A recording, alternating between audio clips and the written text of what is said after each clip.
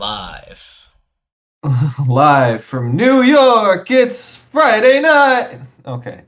Anyway, hey everybody, welcome back. Yes.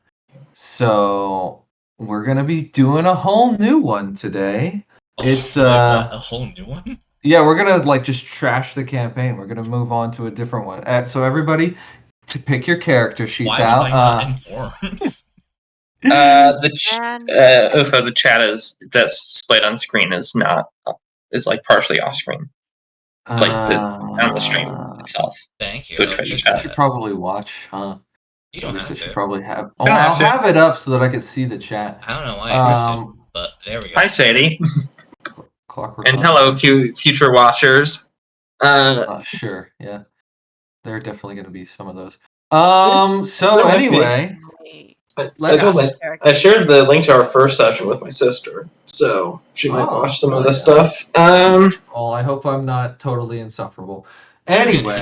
Well, you're going to have to change your entire personality. No, well, damn. Oops. Should have just grown up differently. Yeah. Also, I apologize if I'm accidentally too bitchy. For some reason. No, I've been bitchy all day. I've been catty. I called Liv a theater kid earlier, derogatory. Wait, I didn't catch that actually. Okay, well, good. Glad. Awesome. And no, it was in reference to the fact that you have to have Juliana's theme play as you enter, like a good theater kid. Yeah, to be fair, that's like automatic at this point. It's because I have Nitro temporarily right now. It goes off just when I enter a chat, without my control. I didn't bother getting the new Nitro or getting the free Nitro. Yeah. I gotta I wanted my lovely stickers and emotes, the cursed ones that I've shared before. Nitro that I gave you? Yeah. Oh wait, you gave me? Yeah. Oh, well, no. It's a free trial, I think. Yeah. Well, but the point is that you have to put in your credit card information, and then they charge you, and I always forget, so I'm not gonna. You can cancel immediately after you sign up for the free trial. Yeah, but does it cancel completely? No. Okay, you still get it for the duration of the trial. Yes, Discord doesn't. It's nice like that, or it'd be nicer, not bad. It would be nicer if they didn't, do the auto charge thing at all, but take what you can get in this corporate dystopia. Hellscape. Fucking heathens. You know what's so funny? Like I gave the free the 2 weeks of Nitro to someone, and then the owner of the server that we share was like, "Hey, how are you doing? Like, are you okay? Is everything okay with you?" Yeah. You're not a bot? You're not a bot? You didn't get hacked? You good? You're fine? So, yeah.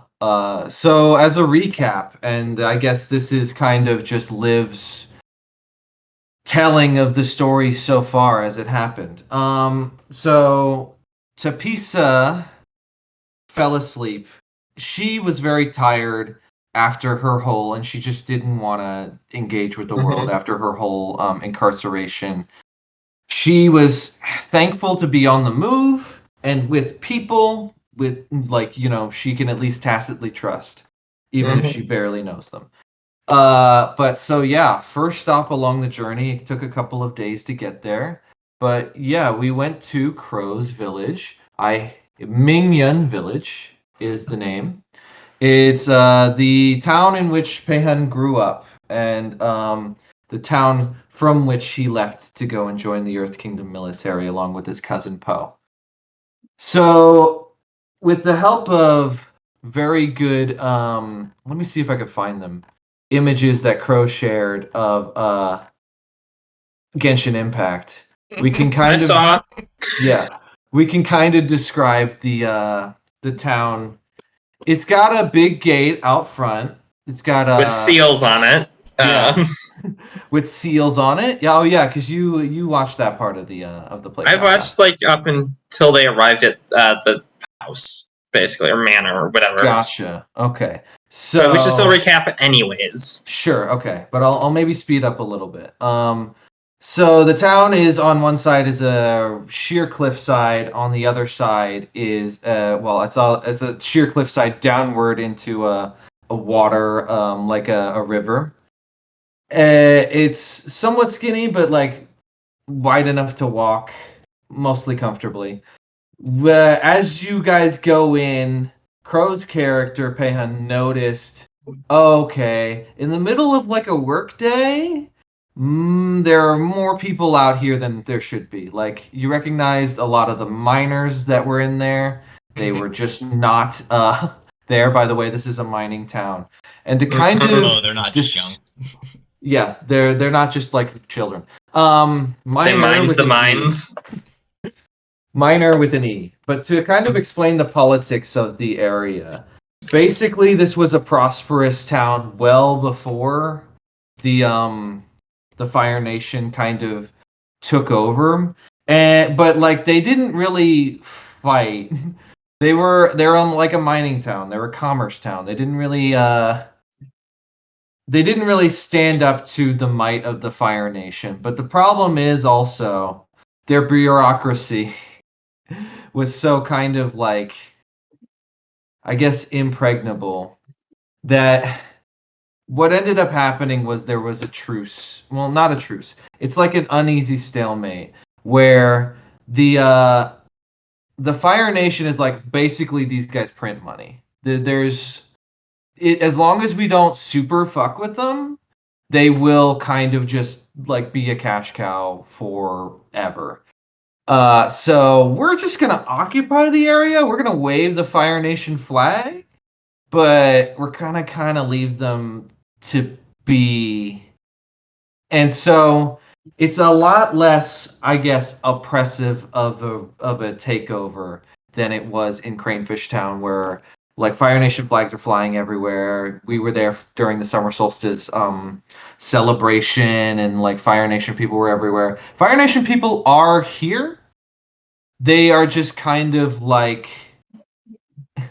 forcibly equals, not quite like thinking that they're hot shit or whatever. Mm-hmm. So yeah, you go into that town, and you guys go and get some hot cross buns, some pork buns, from Pehan's favorite place. The proprietor of said place is a guy named Wen, and he has a little cat named Hao. You guys made friends with him. That was fun. Basically, from there, you filled your bellies for one thing, and you kind of got the lowdown from Wen, like, hey, something spooky is happening with the mines. We don't know what it is yet. It's been happening for a few days now. But pretty much, like, one of the things that they majorly mine from those mines is it's a luminescent crystal. I think I called it glowstone, but glowstone is a Minecraft thing. So maybe just like luminescent crystal or glow rock or whatever. And basically one day, all of that rock exploded. It like shattered into a billion pieces, and a bunch of weird noises came out of the cave and chased all of the people out. So every time they try and go in, the glow rock that they take explodes in their hands yet again. They hear weird noises, they feel vibrations. Wind comes and like kind of blows them away, and they are afraid to go in. One of the big things that is impeding them in their process of getting into these caves is the fact that they're too proud to use fire. They have been using glow rock for pretty much their entire time here, not to mention the fact that there's, anti-Fire Nation sentiment. Who'd have thought? So the families that are in charge of these mines are they kind of have reached the ends of their rope because they're too proud to to do what is necessary to take their absolutely Hondo pig. Well, so here's the deal. Now we're getting to the part where you don't you're on you haven't heard the story. So they go up to Pei-hun's house, and now Pei-hun is like a descendant of a large family, but they're basically one of the biggest families. I think I've mentioned that there were 3 families in the area, and they're one of the largest. Like, you imagine the Beifong estate by, I wouldn't say by 2. No, I'd say just imagine the Beifong estate with gold leaf everywhere. Like, as soon as you enter the gate, there's topiary, there are rock gardens, there are springs, and there are I want to say at least 100 people. A lot of whom are family members, a lot of whom are servants. I thought it was established it was 30 people, at least in the part that I am picturing 100, but if I said 30, then it's 30.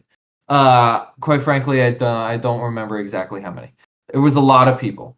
A lot of whom are family members, a lot of whom were servants. But yeah, as you guys go in, I think what happens is that Noae kind of separates from the rest of them. And I think Yuka also kind of wanders off on his own. It takes you guys a little bit to get into the place. But once you get into the place, I believe it's Yuka and Pei-hun just by themselves with Noae, who we don't know is in the rafters right now. She's just hopping back and forth, listening in on conversations, doing her Noae thing, you know. So you go into this great hall, and there are all kinds of people in it, but at the head of this hall is your mother, Hana.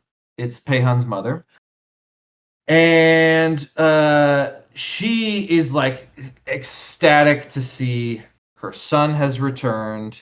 Not the least of which because she loves him, but because it's kind of fortuitous for reasons that a firebender or not even a secret firebender, because I want to say, Pei-hun, that your ability, and this is up to you, but I want to say your ability is known amongst the family, but it's never talked about. Yeah, that makes sense. Yeah. I mean, there are probably cousins who straight up forgot, or maybe who never knew, but it's the worst kept secret, but nobody ever refers to it because, quite frankly, everybody would rather forget. So yeah, you go ahead and meet his mother, and she explains the situation to the main cast members in whole. I believe that's pretty much all you guys know, unless help me out if you guys remember something I have told you that I didn't mention. But so yeah, Hana is about to get out the words listen, it would be very good to have a firebender, and then Noae, I think, just drops from the ceiling. And Jordan, you'll have to remind me of the exact turn of events here, but you're like, okay, why don't we just use torches? And yeah, and Hana was incredibly against that. She's like, no, why would you suggest that? How dare you? The pride of her family is very much in question here, as this fucking kid just bounces down onto a cushion from the rafters way above her. Now let me know if you remember, because I don't know if I quite remember. What was the impetus for Noae revealing that she's a fucking firebender in this room of non-firebender likers? You don't remember either. I don't remember when she did it. It was either when she it's when she stormed off and got a stick and came back and lit it with her hand. Yeah. She's like, listen, it's just this easy. It's not hard, okay? Just get out of your fucking own way. So at this point, Hana reveals that she is an earthbender, and the glow rock that's lighting up the room, she takes it and she bends it to her will, making daggers at Noae. But basically she asks Noae, "Are you Fire Nation? Can you be trusted?" Blah blah blah, and Noae passes the speech checks. So she puts the glow rock back, and she's like, "Okay, fine, okay, fine. We'll make torches and we'll go in, but like you gotta help us, okay? Because everything we've tried so far has failed." Yeah. So Dae-hyng, at some point during this, sees that Noae is a firebender and kind of has a panic attack. While this is happening, Quinn, what was his name? It was Daequan. Daequan was his name. There was Daequan is one of Crow's many cousins, and he basically is like a fucking firebender on our side, not on my goddamn watch, and he pretty much challenges a 12-year-old to a fight. And of course now it accepts, obviously, because she's not one to back down. They almost get into a brawl on the front lawn, basically. A man almost dies via a 12-year-old. Yeah, man almost meets his maker. This guy is for reference. I want to say I said he was 19 or like 18 or like old enough to know better, quite frankly. But Hana breaks it up and she's like, no. For the good of the clan, we must find a way out of this, okay? And she basically orders Daequan to stand down. At some point, and I think this was during all of these shenanigans, but I'm like streamlining, I think. You meet Kraven, who is Dae-hyung's maternal grandfather. He is the one that makes swords. He's the family sword maker after whom Dae-hyung is currently taking in their unity versus heritage track. They're very much on the side of the sword maker. So while that whole fight is going on, Dae-hyung's having a panic attack, like, oh shit, one of my friends is a firebender. This is evil. This is the evil part of me. I hate this. Please stop it. And so he kind of gets swept up in his emotions. He ends up finding his father, whose name is Fuda. Now, his father is, as the players know, the son of the firebender in the family. So he kind of he's very, I believe he's good with calligraphy. That was his deal, right? Yeah. Crump? Yeah. He's great with calligraphy, but he kind of calms Dae-hyung down during a pretty emotional moment that I don't know if I couldn't even hope to recreate it. But yeah, he was basically like, listen, this fire aspect is not bad. It's only the bad people who use it happen to be bending a lot of fire. It's fine. It's just one of the four elements. I know we don't live in a world right now where it's kind of acceptable, and I can see the self-hatred within you, but you gotta let that shit go and just breathe and calm down, and everything's fine. I've seen your friend, we can trust her, that kind of thing. So after that, I think that was even some experience that the Dae-hyung gained somehow. But yeah.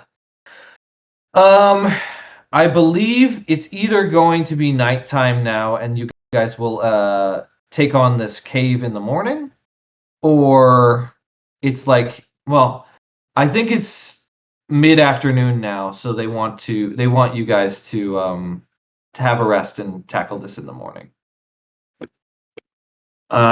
So yeah, let me better explain the estate. It's well, I think I did it pretty well. I think I did a pretty good job with the Beifong estate, but it's got more light green because that's just kind of the family color. The Display that. You can't display light green. It's yeah, it's fine. It's a green screen. So can't show. You're not allowed to touch the color green. Well, we should have done this whole campaign in the Fire Nation. So yeah, I mean, basically the one thing that I want to that I don't think I've mentioned yet is in the Great Hall on the back wall. There are all kinds of pictures, like paintings of the people in the family, and they're roughly, well, I mean, they're in line with the family heritage. Like the kids have lines drawn between them and their parents and things like that. And you can see a picture of Pei-hun as like a 12-year-old. But he's recognizable because he's about 16 now, right? I think so. Something like that. He's young, but he's like, you could tell it's him. And you could trace your way up to his paternal grandfather, where there's just a big red X over his face. He's not recognizable per se. You can kind of see a Fire Nation top knot between the cruxes of the X at the top, but you can't tell who it is, other than the fact that everybody hates him.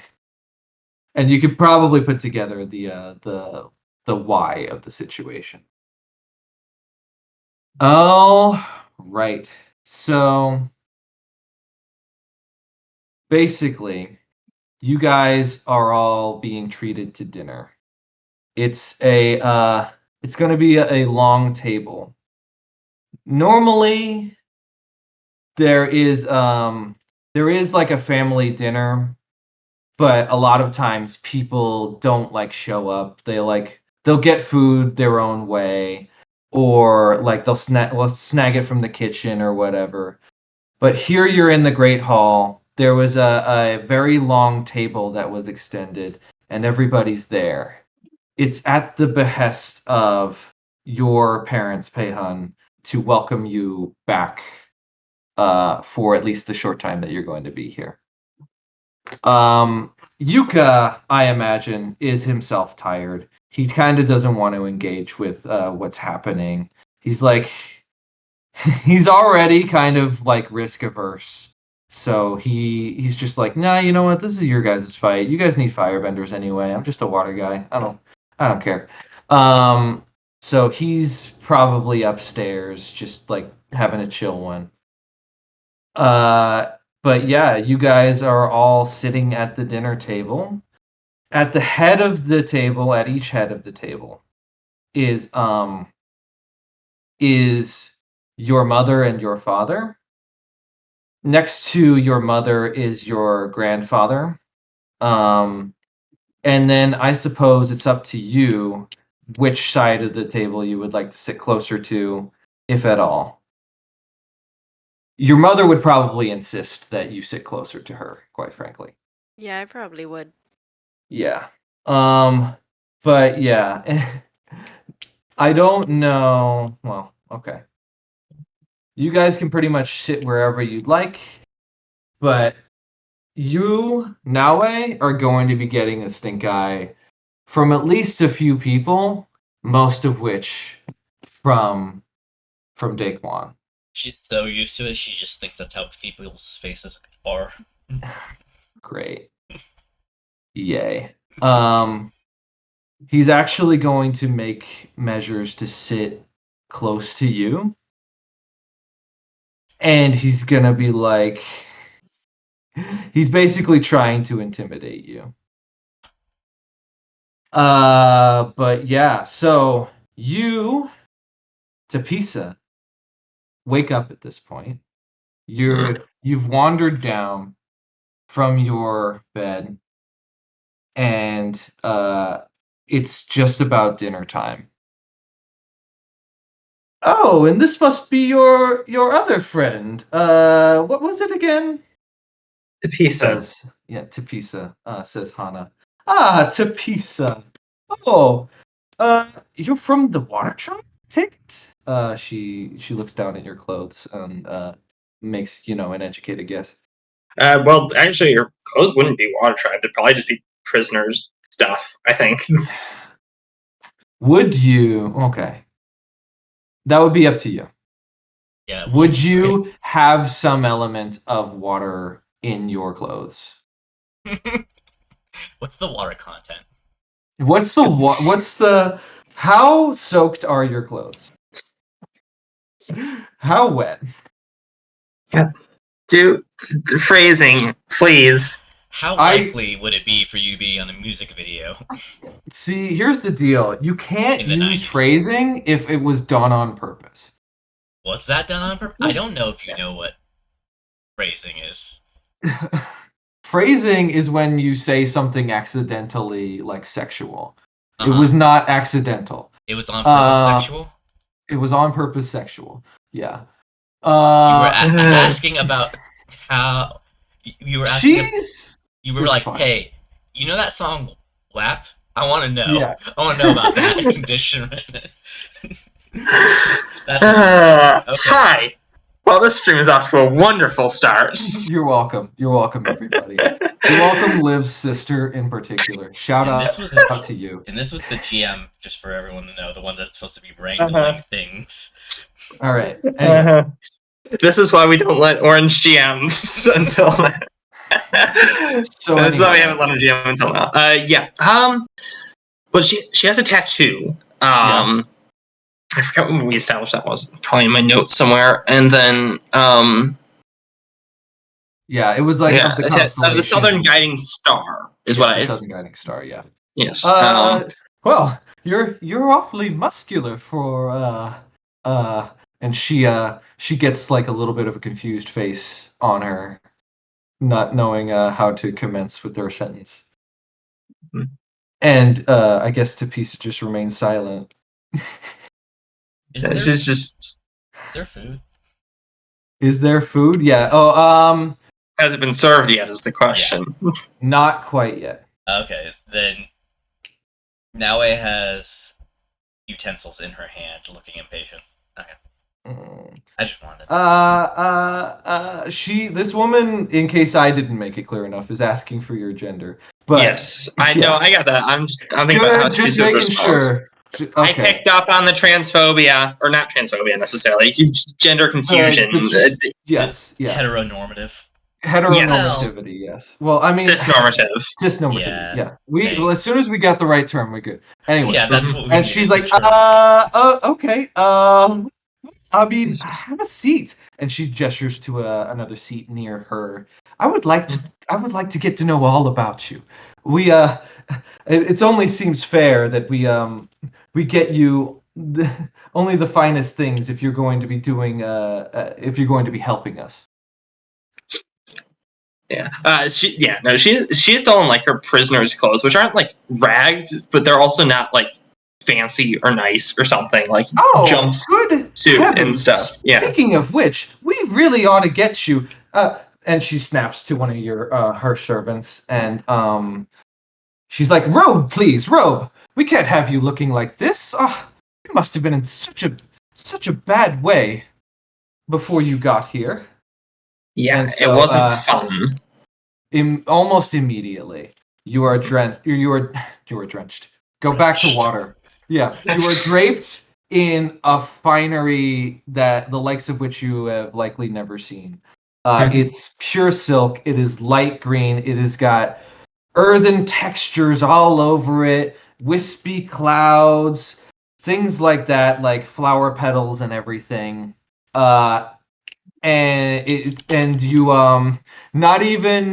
you're not even given to tie the tie around you yourself. it gets tied around you.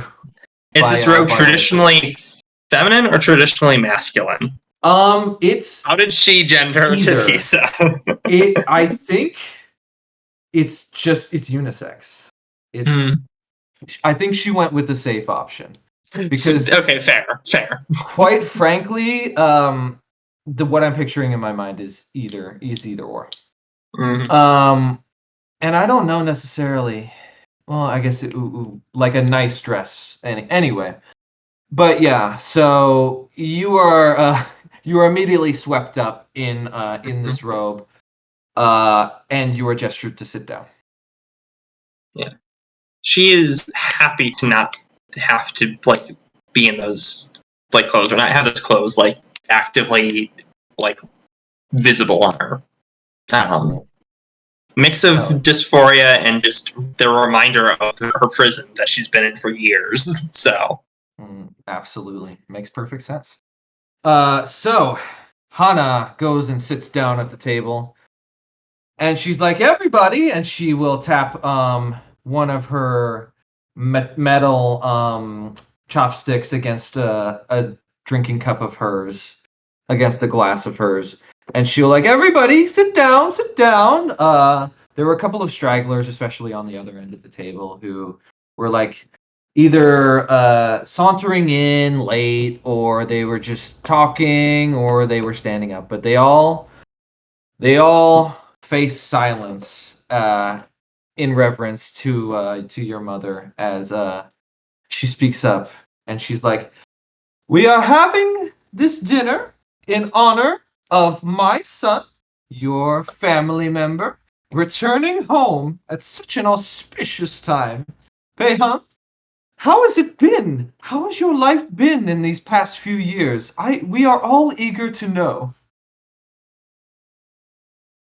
And yeah.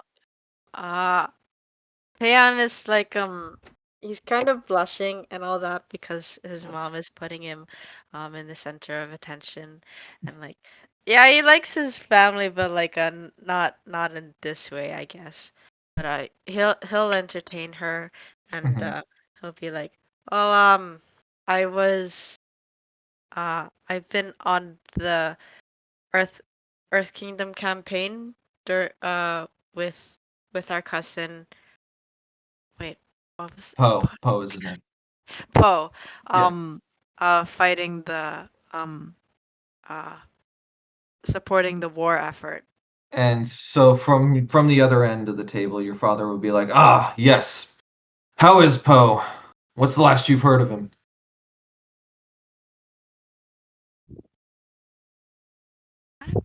I don't. I mean, you could just kind of say he's fine. Like, you could just tepidly be like, "Yeah, he's cool. I mean, blah blah blah. It's fine." He's fine. He's the captain of his own unit, and he's doing good work for himself and the Earth Kingdom. Good. Well, it is very fortunate that you have graced us with your presence, not the least of which because of the troubles we've been having with the mines, but thankfully, you and your friends have agreed to help us with such an issue. And your grandfather will lift his glass and say, "Here, here." Everybody else would do so in response. Very loudly and all at once, in their gratitude toward you guys. Tapisa just looks vaguely confused and then kind of shrugs and goes along with it. Well, I look forward very much to hearing about your adventures and your time away, but without further ado, and she looks toward you, Noae, who you were impatient before. Are you any more impatient now? Are there plates? There are plates directly in front of you. Yeah. She's looking under it. She's starting to suspect that maybe Maybe she missed the food. Like, this is a long time to be at this table and not get food. So maybe it's somewhere else. So she's like checking under the plate and like looking around. She'll glance at you, have a bit of a worried flash over her face, and she's like, "And without further ado," she'll raise her arms and spread them out. "We feast!" And on cue, dozens of servants come out. They come bearing food.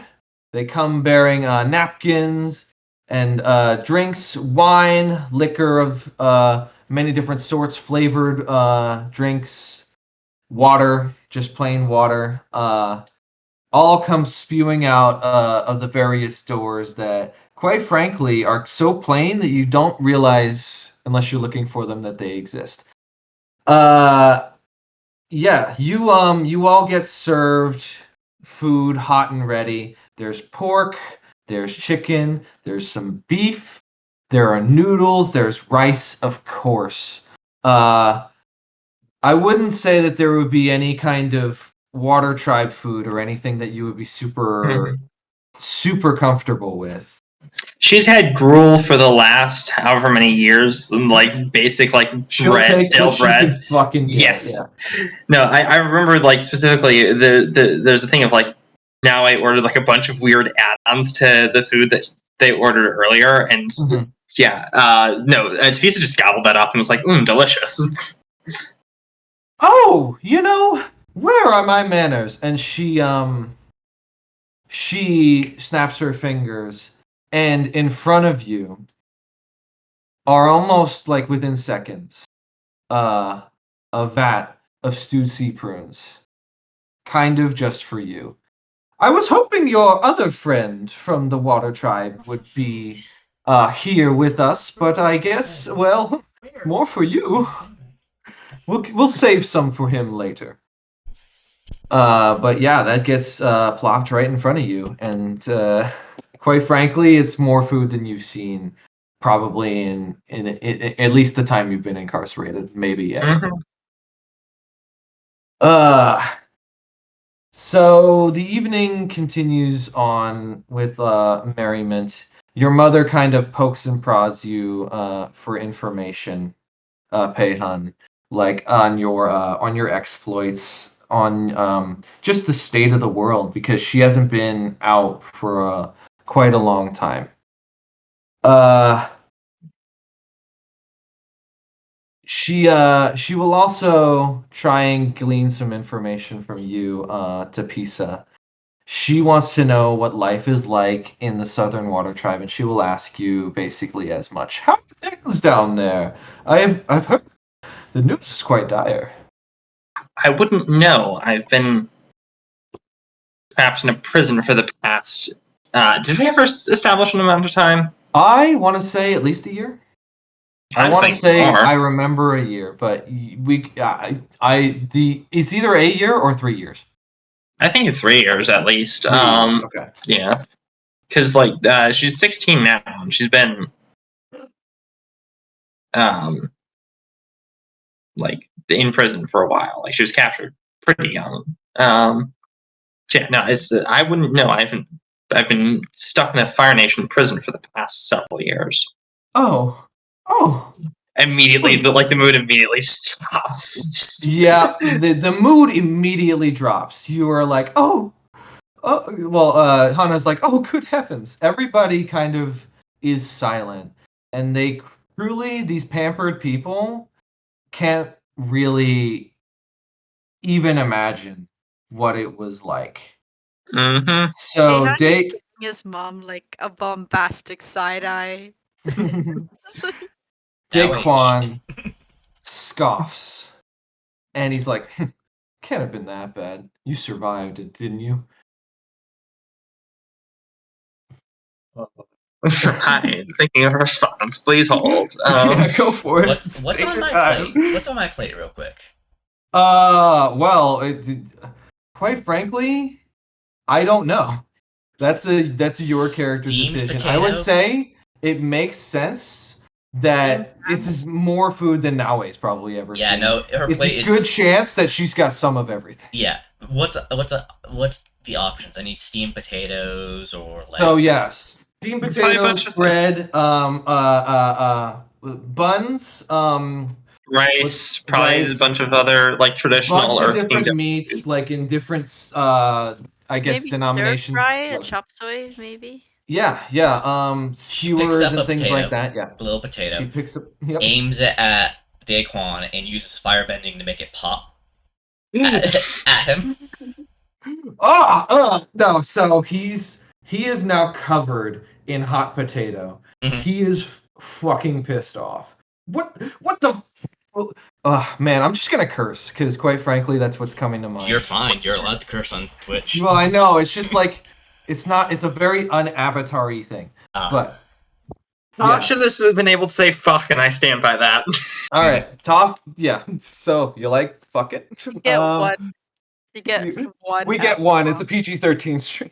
Yeah. One per stream. I already used it. Yeah, we definitely. Fuck. God damn it, keep happening. Oh, fuck, damn it. Shit. Right. We can't keep swearing, guys. He yells at the top of his lungs to you, Noae. What the fuck did you just do? And he'll raise his hands. Can't be that bad. You lived.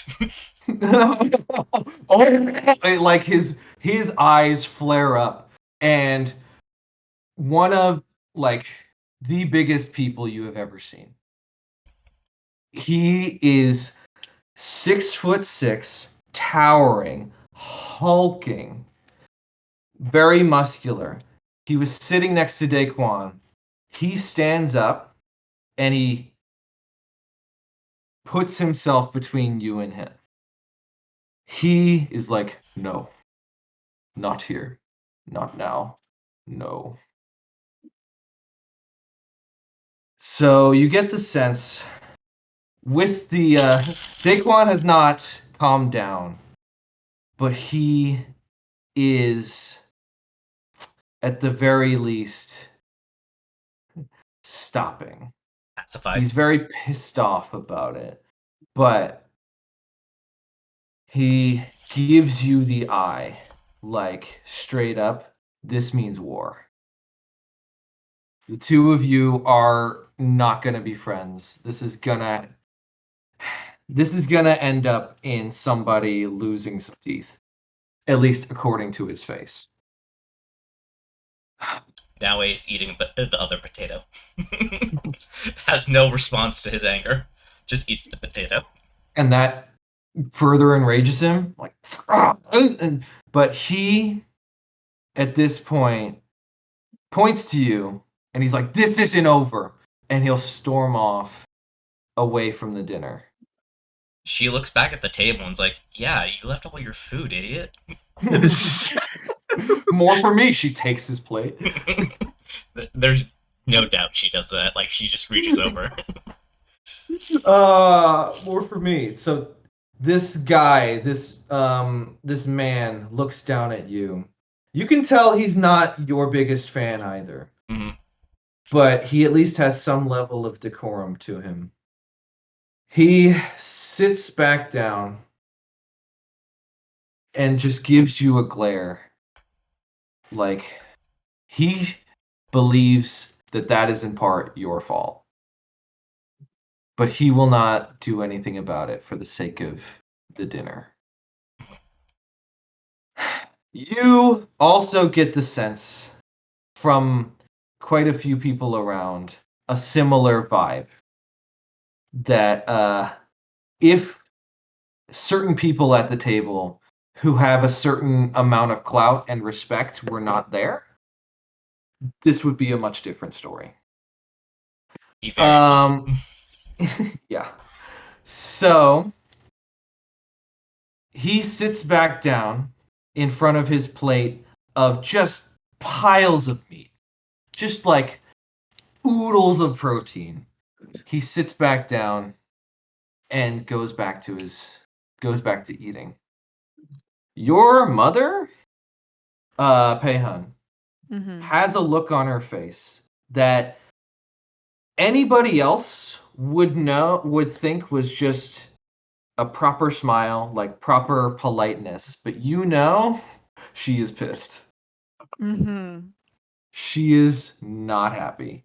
But she, for the sake of decorum, will continue on. It's like, Well, I might not be a firebender, but damn, is there an inferno inside her right now? Yeah, I pretty know. much. Yeah. So she'll look at Noae, and she'll secretly wish that there was another way. But there's no way. That's why it's Noae. But she is also very grateful that you have decided to help. And she gives you my apologies. Please let me know if you come across any troubles among the rest of these family members of mine who don't seem to be grateful that you have come to assist us. And she looks, directly at you for a response. That Noae? Yeah, and Noae. Yeah, sorry. Noae looks back at her, like, not really realizing at first that she's talking to Noae, and then it's like, oh wait, that's to me. And it's like, no, yes. I don't think I'm gonna tell you if I have a problem. I think I'm just gonna be fine. Surely you must at least confide in my son here, and she'll reach out and put her hand on Dae-hyng's shoulder. My son has always been trustworthy and kind and compassionate. He'll help you for sure. I'm sure, but also, if I cause myself trouble, shouldn't I be the one to get out of it? Well, I mean, I'm sure everyone on that's the table. her Dae-hyng's father from the opposite side of the table, as Hana is floundering, Fuda says, "That's not how family works." He says, and he puts his cup against the table audibly. So the rest of the dinner pretty much passes without super amounts of excitement. If you want, we can role play having conversations with the people around, but it's mostly just there are some people there who decide to be nice, and they introduce themselves to you, specifically Noae. One of them is Gon, and the other is Fawn. They are a pair of twins, fraternal, which is to say, Gon is a man and Fawn is a woman. But you could tell they're siblings. They both kind of look alike, and they act almost like they are twins. They finish each other's sentences. They are always in each other's head, and they're like, "Oh, hold on, are those stewed sea prawns?" And like they both actively make their way across the table to get some stewed sea prunes from you, because quite often it's just not a thing that they would think to get unless it's something that they're expecting from Water Tribe people. But yeah, so they seem very friendly. They seem affable. They were not among the people who are giving you threatening looks. So yeah, the rest of the dinner goes by kind of without a hitch. If you guys would like, we can play some of it out. Yeah, I think when the twins come up, Tapisa will be like, "Help yourself. It's not as good as the kind my mom used to make, but oh well, you'll have to." Hana will hear that, and she'll take at least a modicum of offense. She'll be like, "Well, you'll have to tell us your recipe so that we'll know if you ever when you come back." She wasn't able to teach it to me before the Fire Nation captured her and my father. Well, the mood immediately dies again. She is making a mental note to stop talking to you. Keep it light, at least in her world. Tapisa is doing this a little bit on purpose. Like she wants to challenge their worldview. and stuff. She wants to make sure, like, she realizes they're wealthy, they're isolated, they're not necessarily like I'm concerned. Trying to decide if that pushes you toward action. No. I will say not yet. But Dae-hyng is just dying inside. He's like dying of embarrassment. He my God. God. Grew up like this, but then like he also went out and like was like, I guess, roughing it, kind of like serving in the army and like surviving on rations and sleeping out like camping basically outside, and then now he's back here. It's like, oh gosh, was I like this? Now, so I have a question for my own curiosity. I don't know if it'll play into the story, but Dae-hyng, how much of his, I guess, politeness or decorum did he keep up? Because like Toph, she abandons it pretty much the second she's out. Is like old habits die hard, though. Basically, did Dae-hyng always do things like sit up straight, sit cross-legged while eating, like things like that? Make sure not to eat until other people have eaten, not put shoulders on the table or elbows on the table, or things like that. How much of that persisted? I think he kept most of it, because like unlike Toph, where she just wanted to like let loose and be free for the first time in her life, like Dae-hyng is still like he still has like the mannerism of a soldier, and he feels like he's carrying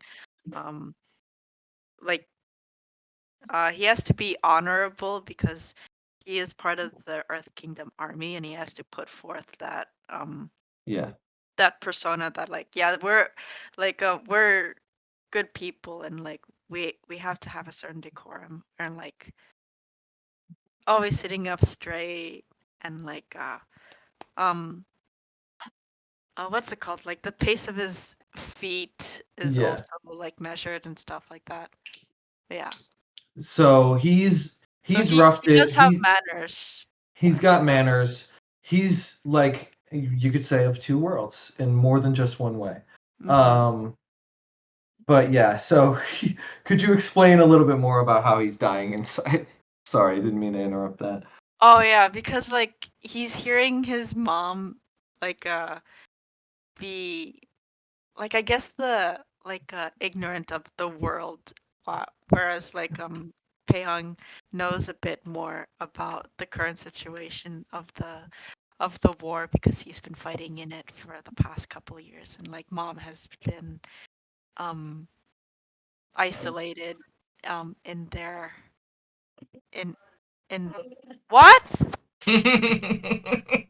Mother? That's just what I think about every time that happens. That's fair. Certified crow moment. Top tier moment. But yeah. So yeah, I think they were done explaining. I think like if the conversation starts to like loosen up a bit, eventually, like things start winding down, like maybe one or two people start getting up from their seats to like go over with it. Yeah. Well, so certainly that would happen as dessert comes out. Some people like to keep very good shape. But they would abstain from dessert. But dessert would certainly come out, and it would be just as extravagant as the main course. Yeah. So when that happens, I think she's going to start like just going around talking to people, finding out like what's up in this town. What's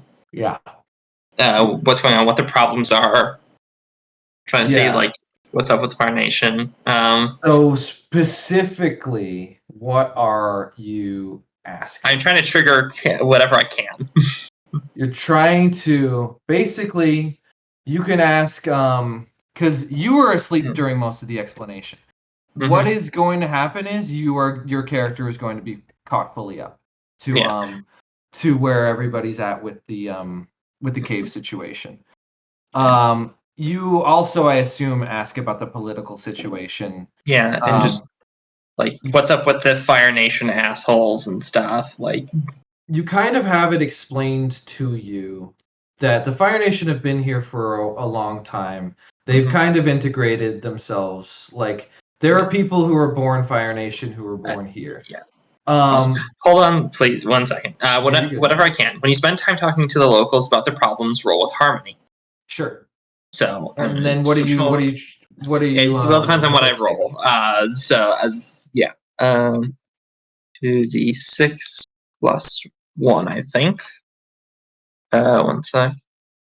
Harmony is 2. 2d6 plus 2. Hey. Now, what move is this? Sorry. This is whatever I can, which I believe is specifically like the It's a idealist. Yes. Or not idealist. It's calling me. My IRL mother. Yeah, no, it is idealist. Yeah, idealist. Yeah. So yeah. Whatever I can. That is a 10. On a 10 plus, on a hit you hear about the most significant and serious problem at hand. The GM will tell you what effects and what is the cost. And on a 10 plus, I can ask a follow-up question about the problem or cause, and I take +1 ongoing when I act on the answer. So I don't know necessarily that any of this would be hidden from you. Quite frankly, is where I'm at. What are we you can still do the roll, and we'll see what comes out, though. I got a 10 specifically. Oh, you got a 10. Okay, so on a 10, you hear about the most significant part. So, well, the most significant problem is currently the mines being shut down. The longer things are shut down, the less people are getting paid. The more livelihoods are threatened, like that kind of thing. The Fire Nation demands its pound of flesh every so often, and they will not kind of take no for an answer. That said, more into the politics of the situation. There are 3 families, one of which is the I want to say Hun family, or is it the Pei family? Which one is your first name? Pei Hun is your first name, and then what's your last name? Choi. Pei Hun Choi. Okay, so Choi. One of the families is the Chois. I don't think we named either of the other families, but they're kind of about as prosperous, if not as big as this one. They basically have their own kind of defenses, and they were able to kind of guard against the Fire Nation getting into the mines. In the tepid, tacit stalemate that that these families and the Fire Nation have, one of the deals with it is that the Fire Nation is not allowed in the mines, like straight up. Mm-hmm. You'll get your pound of flesh, you'll get your money, as long as you don't fuck with the mines. These are ours, and we will obviously take the majority of it. But you, without a fight, will be able to take this area and like kind of wave your flag in our turf. And quite frankly, the higher ups in the Fire Nation, as far as this town goes, are cool with that. They're kind of like, well, fuck, I'm getting paid. I'm having a nice, cushy life. Don't have to fight. Don't have to really worry about uprising or insurgency. Like, we'll take it. We'll take it. So yeah, you learn about the politics of the area. You learn specifically that Fire Nation are not allowed in. What else? On a 10, I get to ask a follow-up question. Yeah, you just get to ask a follow-up question. Go for it. You get a +1 ongoing when acting on that. Yeah. So, sorry, has it been established exactly why the mines are closed? So, basically, a couple of days ago, like some weird phenomena started happening. The glow rock all exploded, and actually it injured some people as it exploded. That's pretty much their only source of light in that area. So it kind of already makes it impossible to mine. But there started being rumblings in the ground, like sounds of heavy footsteps, gusts of wind where there shouldn't be, and noises, like deep guttural noises coming from within. And they all kind of got chased out by that. Not to mention, rocks falling onto them as they try and make their escape. So yeah, basically nobody knows what it is. People are whispering that it's a spirit. What else could it be? People are whispering that there's just a giant monster down there. People are whispering that it's some kind of hoax. Who knows? Nobody really can get in there just yet. I have my question. Sure. Who would benefit from the mines being closed? Well, as far as I can tell, and I'm speaking as the person here, as far as I can tell, not really anybody. The Fire Nation certainly wouldn't. They would, unless they were using it as an excuse to take over, but I don't really see that happening. From what I know of these of the higher ups there, they're kind of happy with the situation that they've got. But I suppose anything's possible. Maybe somebody's just getting greedy, or maybe there really is something down there. But yeah, he postulates that the Fire Nation might be using this as a ploy to be like, oh, you guys aren't doing the job well enough yourselves, huh? Oh, interesting. If only somebody was really, really good at getting where you guys can't. So yeah. If that's all you wanted to ask, we can move on. I get +1 ongoing when I act on the answer. Sure. So. All right. So yeah. All right. So it's dessert time. You, Noae, you are just sitting there kind of uncontested. If anything, you're kind of being surrounded by people who kind of want to know what it's like to firebend. They're like curious. 2 of whom are the twins. We can act that out if you want, but sure. We can also just say, well, yeah. All right. So what's it like to be able to just make your element? Like I always have to carry rocks on me, or I've always got to be around them, but like you can just make it. I technically don't. What? But that? Huh? He'll give you a confused look. Do you want me to show you? Oh, and he'll look around like, is this gonna piss anybody off if this happens right now? Yeah.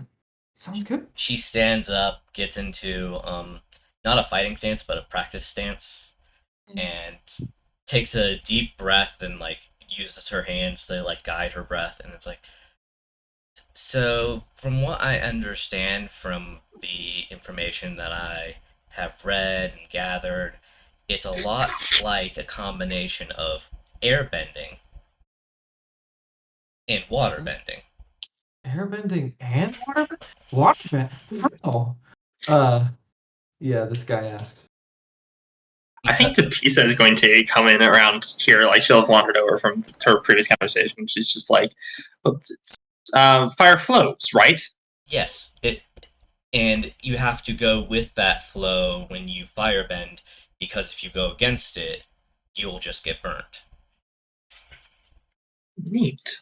And it's like airbending in the fact that it's light and you just draw it out, because there isn't always wind.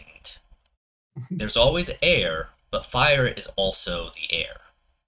So fire is also the air. This guy is like he's like putting his fingers to his temples, like massaging them, trying to figure it out as if it's like the holiest of sentences spoken by the wisest guru.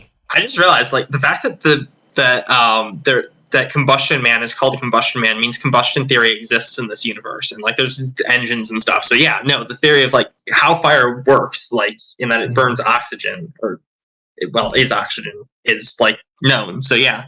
Well, so dynamite straight up does. Well, I mean, at least some kind of dynamite straight up does exist currently. Mm-hmm. Well, that's presently. Just people made fire before they knew how fire worked. Yeah. Fire made us. No, they assumed that like the Wicks had phlogiston, and that's the whole thing. I'm not getting into it. I'll share a video if I remember. But there's So, but combustion theory exists, which means Tapisa, genius inventor, probably knows a bit. Even if her specialty is more like mechanical. Mm-hmm. So, have you firebent yet? No, not yet. She's just kind of demonstrated it. Like you can kind of every now and then, like demonstrating it without doing the flames. Like every now and then, there's a visible like distortion in the air from the heat because she's automatically doing it a little bit, but she's not igniting anything because she's just like putting her key into the air and basically just enough to heat things up, but not enough to ignite. This man will gasp at whatever you are doing. He's enthralled, quite frankly. But so like he's like, oh come on, stop teasing us. Come on, let's see some fire. Oh, and he almost says it too loud. So he pulls himself back right at the last. The major difference between firebending and what I understand about the others is how the key goes into things, because normally you're just guiding it like I've been doing, but it's not really done anything, as you can see. With firebending, you push your key into the world and she does, and immediately a fire just like spews from her hand, and then she like guides it in a circle around her head. Yeah. And he does that full anime shocked face. Mm-hmm. Oh! That's so cool. And once you've ignited it, you have something to guide instead of just like little invisible squiggles that don't do anything. Mm-hmm. And so he'll look at Dae-hyng, who I don't know actually where you are. If Dae-hyng is in the area, he'll look at you. I think, are we still at the So dessert is being served. It's up to you whether or not you stayed for it. Yeah, I'm having dessert. Yeah. And he'll look at you straight up. And it'll be like, Dae-hyng, why don't you do this more often? And kind of a hush will come over the crowd. Will come over the people there. Do the rest of the party know that I'm a firebender yet, out of character? Yes. So like this is a thing, at least if I'm being asked the answer, I say yes. It's like a thing that your family would know. Well, the family, but she doesn't. They don't mean the party as in the party that we're at. They mean like the other characters. Oh no. As in Tapisa and Noae. Noae looks at like no. Yeah, he's straight up outing you. This was like Dae-hyng is like, you're a firebender too? I'm gonna kick my cousin like under the table as hard as I can in his knee.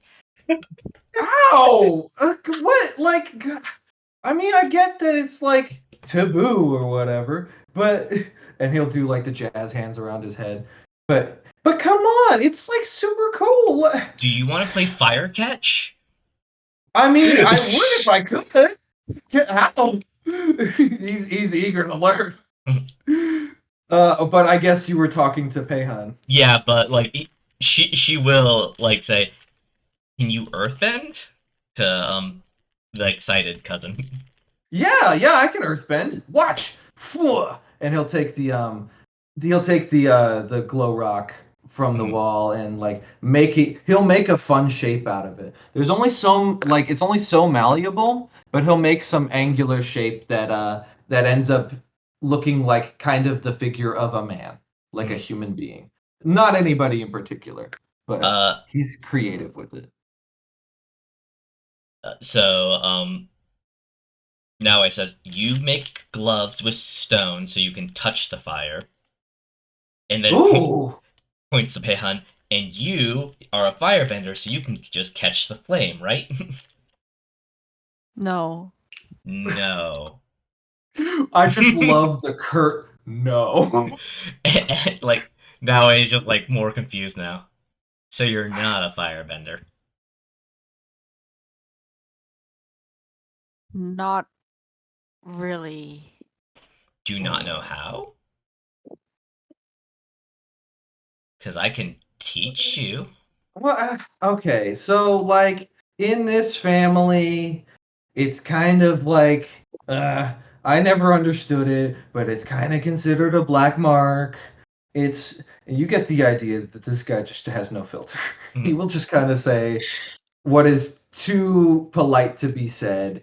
He will just go out and say it.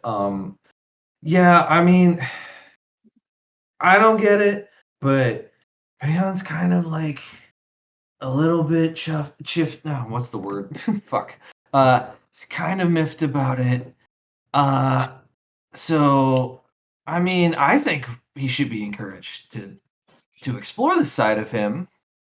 But I agree. Everyone should be able to explore every aspect of themselves. Yeah. So your parents at this point are gone. Like neither of them are still there. Your grandfather. Hey, also... mine aren't here either. Same, motherfucker. Yeah, there are no parents around. This is classic Avatar. There are no parents around. Your grandfather actually went to bed, quite frankly. He's old. But I mean, yeah, he's old. He's old. But so he's kind of been your most supportive family member in the past, but not even this supportive. He's kind of like even grown more into it as time has gone on. But yeah, it seems like you would like to remain steadfast in your non-firebendingness. Is that the case? Yeah. Okay. Like I can't firebend. I'm a. You're a sword maker. We get it. Okay, you can have more than one thing. Earth Kingdom army. Listen. I can't. And he'll go straight to you, and he'll put his hand on your shoulder, and he's like, "Just because you're one of us, or just because you're a firebender, doesn't mean you're not one of us, okay?" And the twins behind will shout their support, like, "Abso-fucking-lutely, kid." Pretty much everybody else will remain silent. You see the big hulking guy in the back corner. He's got his arms crossed. He is not approving of this conversation. But yeah, so actually, where is your balance at currently, Crow? It's 2 towards heritage. Okay, 2 toward heritage. Mm-hmm. This guy is trying to guide and comfort you toward unity. If you let him, because I don't roll, you basically have to roll to resist. Otherwise, he will move you toward unity. Oh boy, okay. Yeah. But so like if you choose, you can roll to resist shifting your balance, but it's up to you. And I want revenge. Okay. Okay, so how do I roll again? You roll 2d6. Oh. And so resist shifting your balance is the one where if you roll higher, it's actually worse. I think. Well, I mean, it's like. Do I roll like Control harmony or passion? You roll when you resist shifting with your balance. You roll. It doesn't say what. You roll flat. You roll flat. On a hit, you maintain your current balance. Okay, never mind. On a hit, you maintain your current balance. In spite of their words and deeds, on a 10 plus, you choose 2, and we'll cross that bridge when we get there. On a 7 to 9, you actually choose 1. Okay. I rolled an 8. You rolled an 8, so you may choose to do one thing, and you also resist shifting your balance. You clear a condition or mark a growth by immediately acting to prove them wrong. You shift your balance toward the opposite principle, or you learn what their principle is if they have one. If you already know, take +1 forward against them. I have my opinion. I would suggest the first one. But the first one. Like show them like clear a condition or mark a growth. So I believe you can't mark a growth if you have a condition. I don't think you do though. I don't think I have a condition. It would be marked probably on your character sheet. By the way, I should probably bring up, are we gonna use this? This is the fucking question. Liv, did Roll20 ever end up working for you? I don't think I ever tried it. We can try it at some point. We could try it like now. We can continue the session now and figure it out another time. Sure, if that's the popular sentiment. Yeah. So if you have no conditions, then you just get a growth straight up. But yeah, you have to now act out in accordance to your heritage principle. So how would you like to do that? I wanna like get up from the table and maybe show off some of my sword art skills in a way that like are you showing them off online? Or like God damn it. I'm gonna like wave my sword and like yeah, like slash out one of the. Do we? Oh fuck, we don't. You have tapestries. You have tapestries for sure. If well, actually, what were you asking? We don't have candles at the table, do we? No, you guys would be too proud for that. That would be fire. That would be no go. But you have tapestries and you've got like works of art and shit. I mean, I guess you're like looking for something that is not going to upset your family if it gets cut up. Like I could, I'm going to like slash at some of the glowstone. Yeah. That is scattered throughout the throughout the dining hall, and like with my sword, I toss them about the room as if I'm bending it and like toss them out the windows basically. Okay. All right. And now, do you say anything to punctuate that, or do you just like let your actions speak for themselves? Like whatever you can do with earthbending, I can do. Oh, okay. He'll raise his hand like, okay, fine, be that way. Like, okay. But I will always support you. Don't worry. Just, I guess from afar as he backs away from your dangerous sword. So there's a window, right? Yeah. Is it open? It's open. I mean, I don't think I don't know that there's a window that leads right? outside. We don't have glass. Well, so here's the deal. Your rafters, right? Mm-hmm. This room is taller than the hallways around it. Perfect. You can jump up. You can get up to the rafters, and there would be windows leading directly outside. Perfect. Noae hears like can do anything like you can do, and grins and says, "But can you do everything I can do?" And immediately does jet step and throws herself up to the rafters and like catches them and just like hangs from them. You have got the biggest fanboy in the guy you've been talking to. Mm-hmm. By the way, this guy is named Quinn. I like that name. It's a good name. It's a very good name. It's a good name. He's like, oh, like he's doing that stance where his legs are very far separated and his arms are like hanging between them, like in a shocked face. But yeah. So how do you respond, I suppose? How old is he? This guy, Quinn, he's 17. Oh. Yep. Was Noae asking me? Yep. asking Dae-hyng to basically can you do what I can do? All right. I'm guessing there should be some wood pillars in the house. Yes, there would be. Yeah, it should be easy enough to like stick my sword into there and use that as like as a way to climb up into the rafters. So what I'm gonna do, oh man, do I want to be mean? What I'm gonna do, I think, is have you roll to rely on skills and training. All right. Yeah. Doing some You're considering push your luck, weren't you? I always do. It's always like, is this enough to be push your luck? But I don't think so. Not in this case. Especially since it's not stressful. Yeah. That's my skills and training. That would be you roll focus. On a 7 to 9, you do it with some level of difficulty.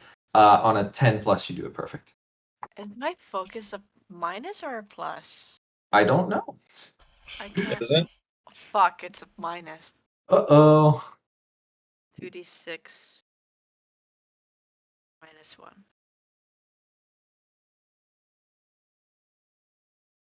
I rolled a 6. All right. Unfortunately, unless somebody wants to help her, or sorry, god damn it. Unless somebody wants to, unless somebody wants to help Dae-hyng.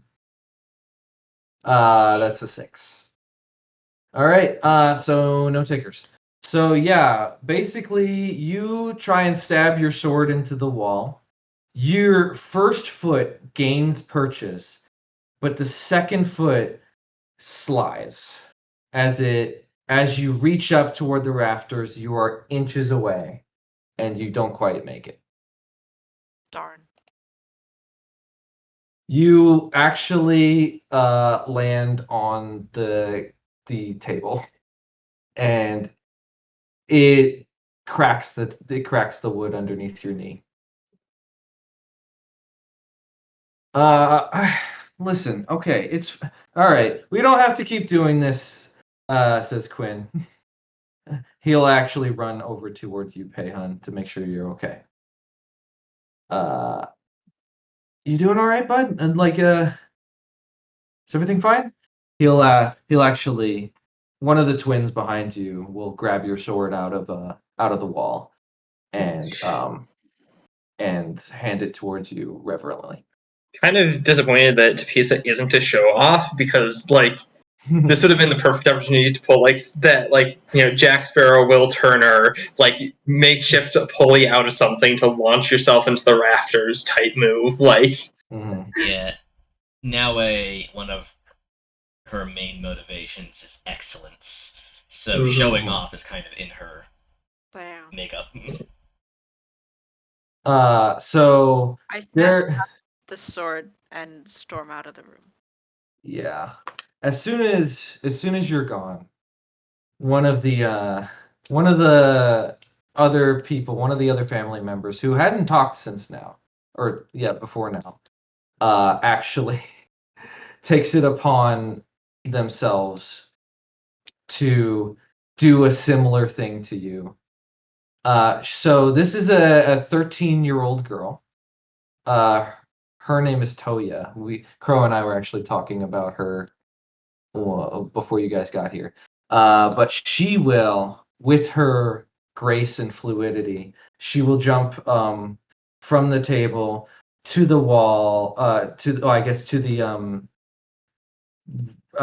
the wooden pillar, jump off of that, and kind of do a backflip through the air, grab the rafter directly in front of Noae, and hang upside down in front of you.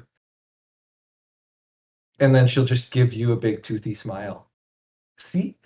I can do it too. He just starts muttering about weights and counterbalances. Now it looks kind of distracted, and looks at the new 13-year-old's did I upset Dae-hyng? Maybe, but he's fine. And then she'll she'll basically, because she was hanging from the backs of her knees, she'll grab the rafter with her hands and then swing around with her legs and land gracefully back on the table. He'll be okay. Don't worry. And then she actually just skips off. She's just gone.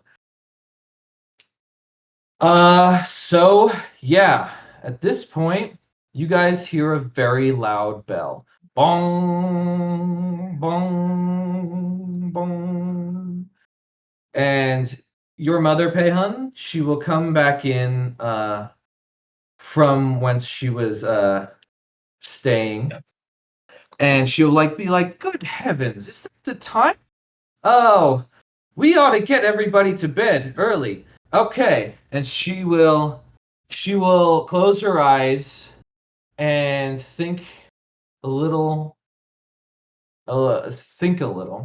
Happy thought. Okay. So, Quinn. She'll point to Quinn. Tank. She'll point to the big guy in the back. Ganpon, Toya, Daequan, and she will name a couple other people to the point where I'm not going to do math. She names in total 12 people. You, guys, you are going to be assisting our fair fellows tomorrow morning at noon as we go in to search these caves. Now, there's varying levels of enthusiasm, as you might have gathered. Queen is like, fuck yeah! The twins are like, oh, yeah, fuck, an adventure. Toya's not there. Somebody's gonna have to tell her. Tapisa goes, yeah, I'm excited to work with y'all. I think we can really figure things out. We're good at solving problems. I should hope so. And that is specifically bait. That is bait to try and get somebody to sabotage this. Problems. So I will mention, just before I come in with a response, that Tank in the back, he's mostly stoic, but he breathes in sharply and heavily. Yeah. Actually, can I make that specifically trick? Who are you trying to trick? I'm just trying to bait out whoever has an interest in making these keeping the mines closed. Like whoever's responsible for the sabotage, if there is somebody. Okay, you're trying to bait them out. Yes, not necessarily right now. Just trying to get them to make a rash action. So what I'm gonna do is I'm not going to guarantee that this will do anything. Yes, that works. But if you roll, and you roll well, it might serve you. Yeah. 2d6 plus 0. Creativity. Yeah. Is a 12. Fuck yeah. I picked 2. Yeah. Okay, you pick 2. Go for it.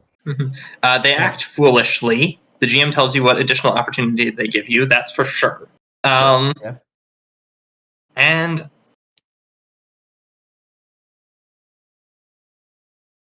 I'm gonna say they overcommit. They are deceived for some time. Specifically, they don't realize that this is bait. Okay. So, I'm not going to guarantee at this point in time that does anything. Yep, that's fine. It's very possible that you've rolled and it does nothing. Mm-hmm. Okay. Just so that's clear. Either way, it's not like I get any negatives for it. Oh, for sure, no. It's at least a base covering maneuver, and I appreciate it. But yeah. So anyway. Also, I like this spot. This dice spot is good. It doesn't have a grudge against me like the other ones. So yeah. She at this point is going to insist that you all get to bed. You need as much rest as you can possibly get. You have a big day ahead of you tomorrow. And she's like, "Where's Dae-hyng? Where is my?" And she'll get the direction in which Dae-hyng stormed off from a guilty-looking Quinn, and she will go and see you, Dae-hyng. At the very least, to tell you, please go to bed. If you would like to talk to her about something, please let me know. But yeah, how do you guys? Pretty much everybody is going to obey curfew. How would you guys like to react? Tapisa is probably going to go to bed. All right. Yeah. Tapisa's going to go to bed. She's, despite her rest, she's still tired a little bit, but yeah. Sure. Noae's gonna go up to Quinn and tell them to not feel bad about it. That's like Noae's fault, not theirs. That like Yeah, him got upset. One of these days, if it fucking kills me, I'm gonna get rid of that pride of his. One of these days. And so, but he'll give you an Earth Kingdom bow, and he'll say, "I'm glad you're on our side," and he'll walk off to his chambers. Now it mimics it like movement for movement. Hell yeah! There you go. He appreciates. Mm-hmm. But so yeah. Would you guys like to do anything, or would you guys simply like to go to bed? Tapisa's going to go to bed, but she will end up waking up early. I'll get to that when we get to that. Well, Noae doesn't go to bed. She does a little activity in her room. Okay, what kind of activity? Yeah. Sewing. Sewing. Interesting. Yeah, her pastime. How? Patchwork cat. Well, so Peihan, before we get into this, Peihan, how do you just go to bed? Because your mother comes up to you and she can see that there's something wrong. Do you want to broach that subject, or do you kind of want to keep it bottled up and just do your own thing? I feel like I should talk about it with her, about like the dinner and like being asked to do firebending.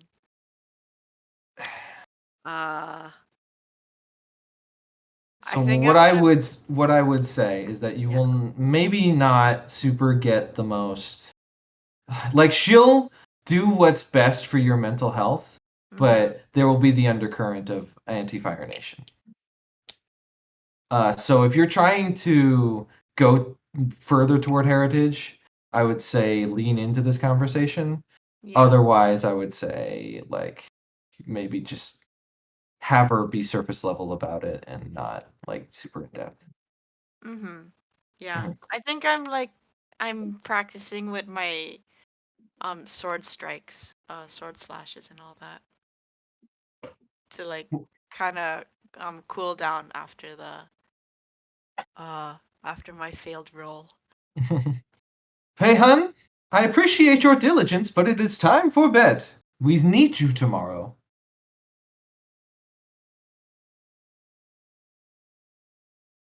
Will you make me have to firebend in the caves? No. And she puts on, she doesn't put on.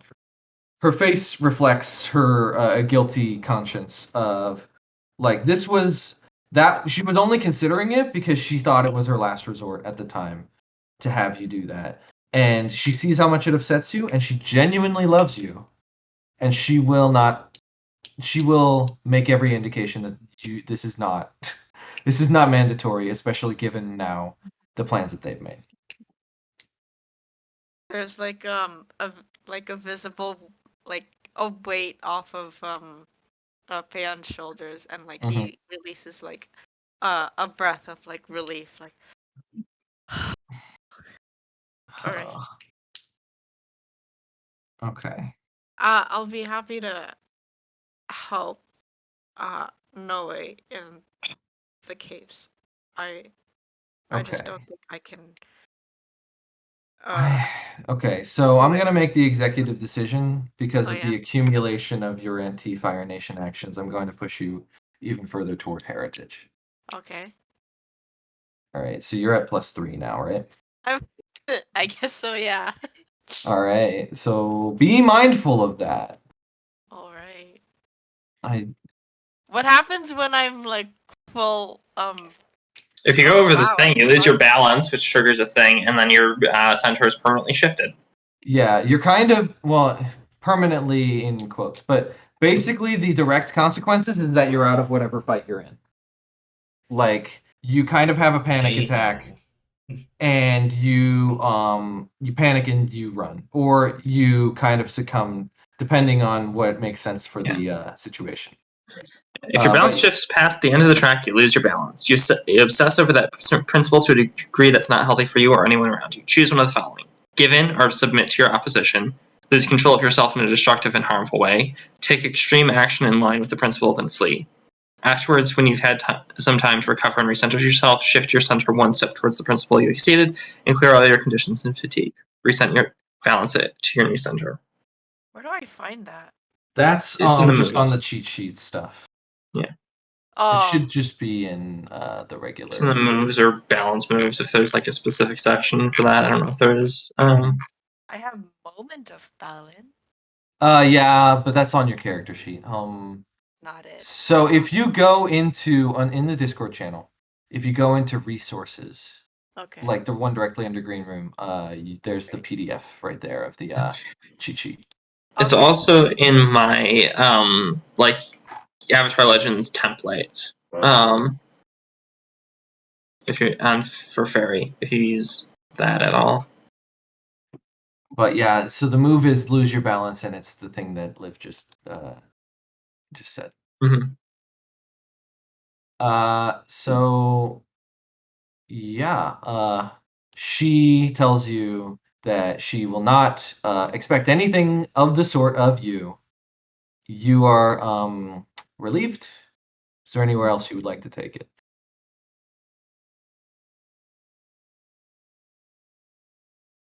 Going to sheath his sword and like give her a hug, and then go to sleep.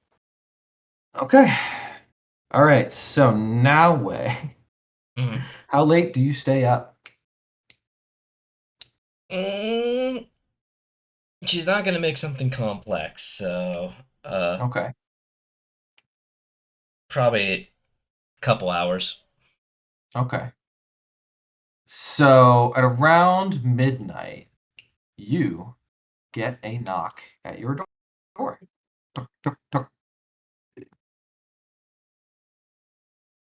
She approaches the door and like, is there any gaps? You can see under the door that there is like a figure, but you can't quite make out like the shape or anything like that. You can kind of tell it's a man.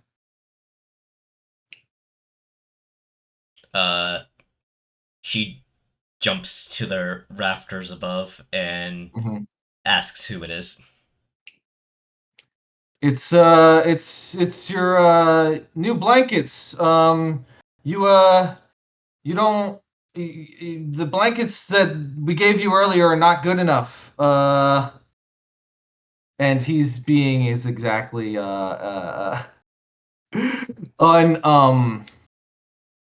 what's the word? I can't even think of a word. He's speaking pretty much exactly like I was. What's your name? Jetson. Oh, fuck it. And he'll break down your door. It's Dae-hyng, and he's after you. Nice. That'd be fun. Yeah.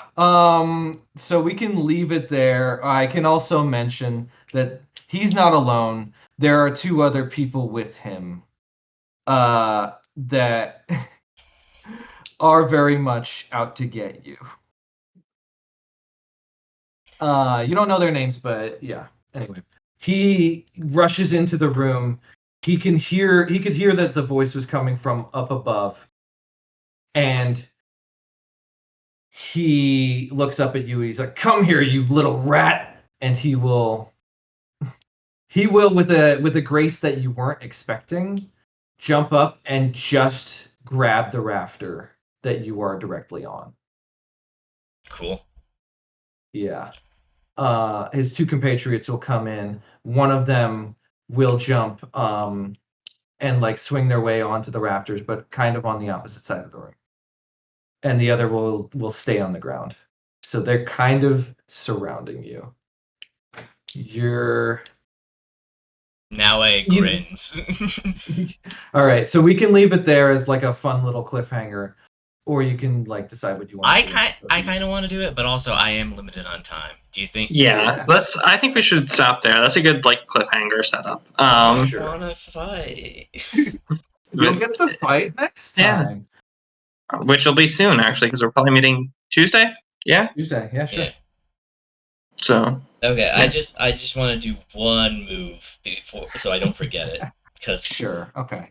So, Noae says, just as a warning, you guys probably value this place way more than me. And she does her cat claws and slices up the rafters that they're on, because when I activate that ability, I can slice up the environment around me.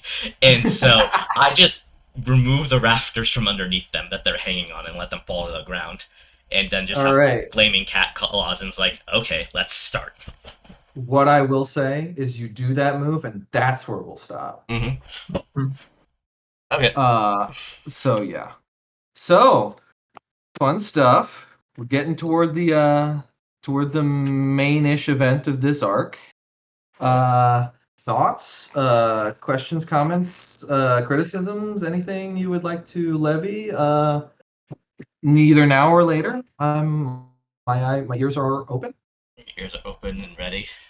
Oh yeah. But yeah, Personal thing of I think like when there was opportunities for roleplay, you were kind of just like if you want to roleplay that out, you can, and then kind of kept brushing along, like just maybe give that a moment to hang if people want to. Yeah, I need to get better about that. Or like if leave it open to roleplay, like just generally, and if people want to skip past that, then they can say we don't need to roleplay and skip past that. The question with silence before yes. I answer it with movement. Yep. Mm-hmm. I mean that's always been a thing. Yeah. Yeah. Otherwise, I think that was pretty good. Thank you so much. Yeah. Thank you for the session. No growth advancement time, or growth questions time. Yeah, let's answer that question. So unfortunately, Yuka is not here. I might give him an experience anyway. We'll see. So, Crow the Foundling, did you resolve an issue or conflict relying on something other than your trainings? Don't think so. No. I made more problems. Yeah, well, that's part of life. Did you express gratitude to a companion for their presence, support, or teaching? I just teed that one up for you, didn't I? I think that was my mom when I hugged her. Oh no, I'm so this is UFO. Oh, sorry. Yeah, you're good. What was it? Sorry, I was going down the playlist or playbook specific ones first. But yeah, so UFO, did you express gratitude to a companion for their presence, support, or teaching? You literally did with Quinn. Yeah. I suppose so. I was gonna say tried, but I don't know if I don't think she succeeded too well, but yeah. I would say so. I think it counts. Okay. Did you improve the lives of this is for Liv. Did you improve the lives of average citizens or an ordinary person with their problems? No, I wouldn't say either. All right, so this is for everybody. Did you learn something challenging, exciting, or complicated about the world?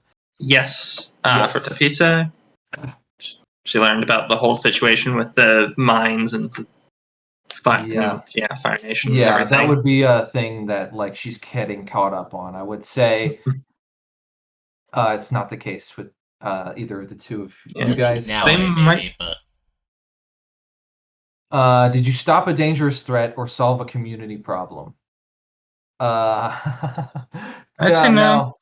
I'm trying to determine whether squirting fucking potato on Dae-hyng was stopping a problem, stopping a threat. I wouldn't say so. No. Escalated it more. Yeah, right. Yeah. That wasn't the thing that wasn't what stopped the dangerous threat. The thing that stopped the dangerous threat was the NPC coming in and being like, no. Yeah. That was Tank, by the way, in case it wasn't. Yeah. That's his name. Did you guide a companion toward balance or end your session at center? Yes. You did. I don't know about Noae. Noae is at center. Okay. So you guys both get. Yeah. And I get an advancement. Yeah. I forgot to do my advancement. You forgot. Oh, you still got to do it. Yeah, I did one. I got one last time and forgot to do it. So yeah, you guys have until at least the next point. I would say, unless this fight goes long, which it might, there's a good chance that we're getting to the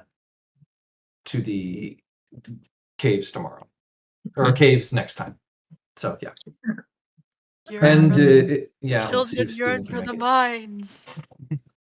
All right. So yeah, I think that's pretty much it. Anybody else got anything for me? Anything they would like to add to the experience? I'm gonna take wait and listen as my advancement, and that just to get that done with. Sure. Okay. Well, that was fun. Yeah. I very much enjoyed that. Hopefully things are getting better on my end as far as DMing goes. Awesome. All right. So yeah. Bye stream. Bye internet. Bye everybody. Bye Sadie, if you're still here. Bye anybody watching from the future. Bye anyone watching from the past. Is Sadie your sister? No.